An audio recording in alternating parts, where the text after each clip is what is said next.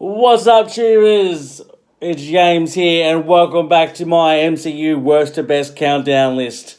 We're up to 15 and 16, which is pretty interesting for my countdown, as 15 and 16 are both, again, standalone films, which I think is pretty neat. For number 15, Captain Marvel. She came out 2019 this year. Movie goes to 2 hours and 3 minutes. Directed by Anna Boden and Ryan Fleck. And they've done...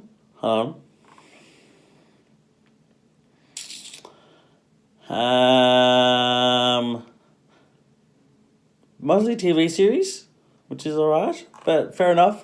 Each their own, all that stuff. Starring Brie Larson as Captain Marvel, Samuel L. Jackson as Nick Fury, Ben Mendelsohn as Talos Kala, whatever, Jude Law as Young Grogu, Annette Bening as Dr. Wendy Lawson / the Supreme Intelligence, a young Clark Gregg, a young Digimon Hunsu. Sorry if I fucked it up. Lee Pace is back in it again, only for a bit.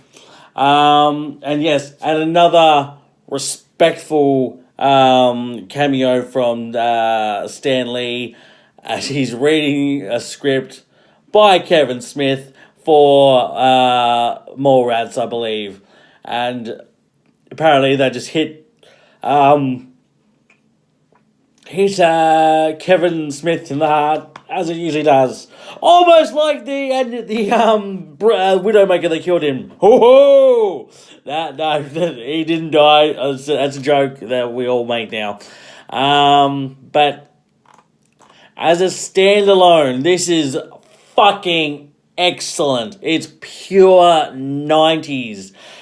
You've got so many nostalgia waves. You got Blockbuster, fucking the music, the aesthetic.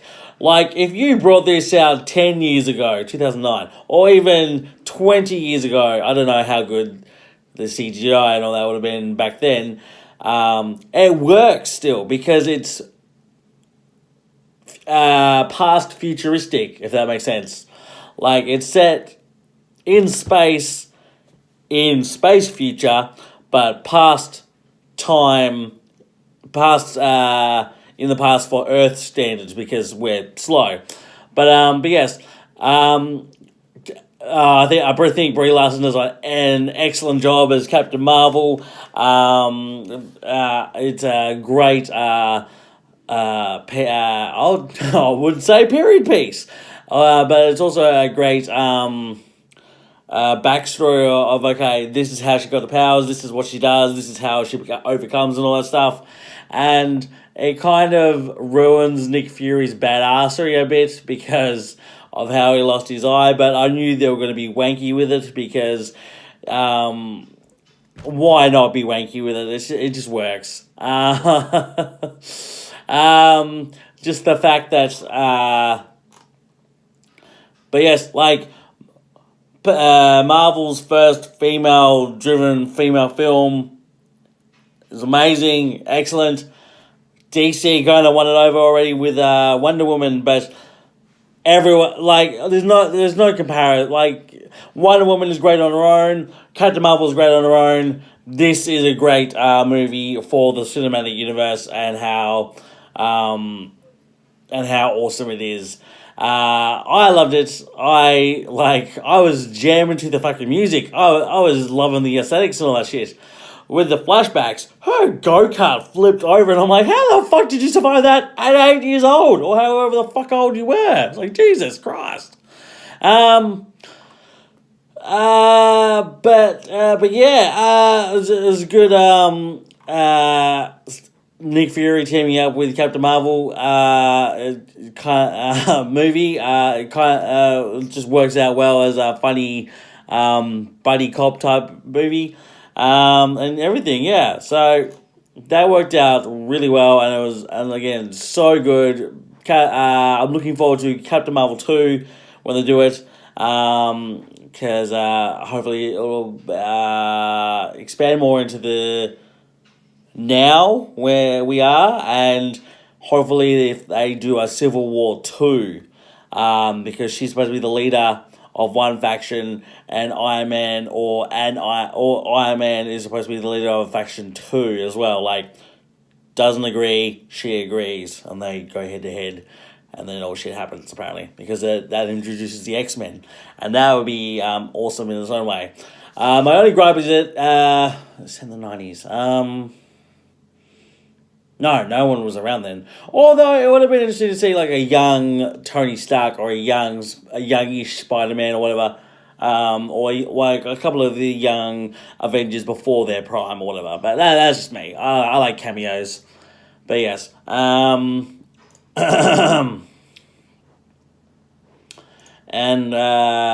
number 16. Oh, I have to say, fucking nope. There you go. Doctor Strange, 2016, hour 55 minutes. I think the shortest of the list, technically, maybe almost. Directed by Scott Derrickson. What's he done? He wrote Sinister, and directed The Day the Earth Stood Still. Directed, hold on. Awesome. He's doing Doctor Strange too. And yes, written by Scott Derrickson and John Spates. We have Benedict Cumberbatch as Dr. Stephen Strange. Chiwetel Ejiofor as Mordo. Rachel McAdams, Benedict Wong, Mads Mikkelsen, Tilda Swinton, which I didn't mind her as the Ancient One. Like, I know the Ancient One technically was supposed to be an Asian descent character, maybe, but in my mind's eye, it's kind of like this is probably the Ancient One's 10th or 15th reincarnation, and why not be a balding white woman? That made sense to me. Again, another great movie for Mads Mikkelsen as a bad character, and just how arrogant Doctor Strange was to begin with, and all that stuff. It's a good movie to be like, don't talk on your phone and drive. Because you're like, whoa, that fucked your hands. And this is a good one as a standalone. And if you're all into the mystic arts and all that stuff, because it's very trippy. Like, if you, like, I wouldn't personally go out and say, go get high. But I will say, go get high and watch this and get fucked up. Because there's a scene where all these hands form to make Doctor Strange's face. You're like, what the fuck? But yes, it's technically before Civil War, I think. Or the way, I don't know, the way they're explaining it was weird. But it is, one, it's an excellent standalone.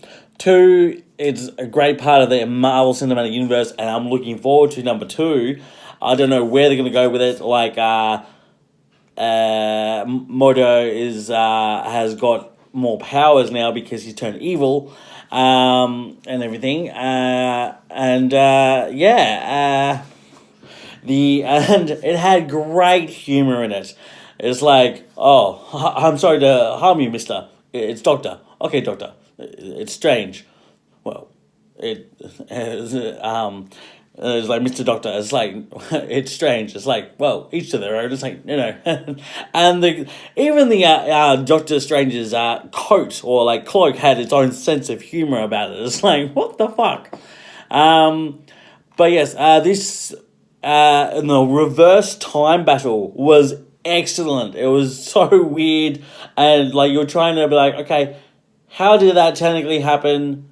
And if you reverse it, how would they survive that? And just the other dimensions. But yeah, bringing in Strange into the cinematic universe was a great idea. It worked so well, and Benedict Cumberbatch played it so awesomely. And now, even though he didn't get the chance as Doctor Who, he technically is still playing a Doctor.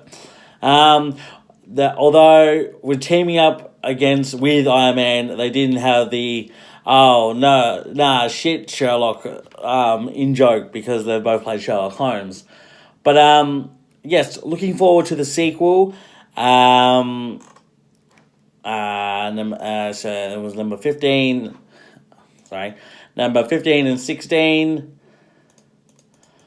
17 and 18, 19, 20, 21, and 22. We're almost at the point where I can talk about Endgame. And believe me, I want to talk about Endgame. I'm going to see it again before I talk about it, so my mind is fresh and all that stuff, and everything. But yes, where does Captain Marvel and Doctor Strange land on your list? Do you like them? Do you hate them? Are they good standalones in your opinion? What did you think about my theory about the Ancient One? That's just one theory. Reincarnation is a thing in the Marvel Cinematic Universe. I'm assuming. I don't know, but yeah, and